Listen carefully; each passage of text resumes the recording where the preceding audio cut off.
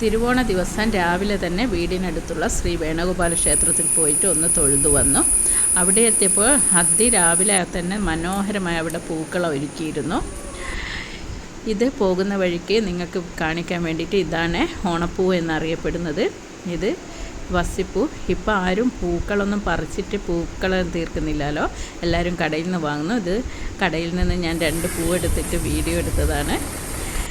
അന്ന് തിരിച്ചു വരുമ്പോൾ ഓണപ്പൊട്ടനെയൊക്കെ കണ്ടു, പൈസ ഒക്കെ കൊടുത്ത് വീട്ടിലേക്ക് മടങ്ങിയെത്തിയപ്പോൾ പ്രഥമൻ ഉണ്ടാക്കേണ്ട തിരക്കിലായിരുന്നു എൻ്റെ ഓട്ടം.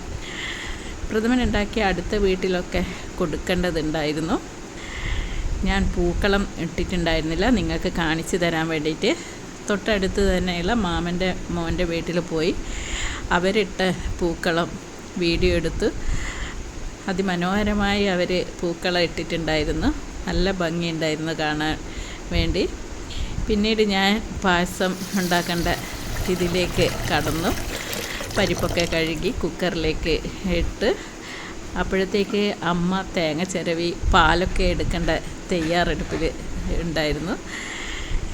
ഇതാ പായസം അടുപ്പത്ത് ആയിക്കൊണ്ടിരിക്കുന്നു.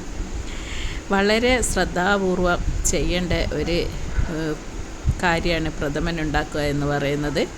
അടിയിലൊന്നും പിടിച്ചു പോവാതെ വളരെ ശ്രദ്ധിച്ച് വേണം ഇത് ചെയ്യാൻ വേണ്ടിയിട്ട്. ഇതാ തയ്യാറായിക്കൊണ്ടിരിക്കുന്ന അവസാന ഘട്ടം.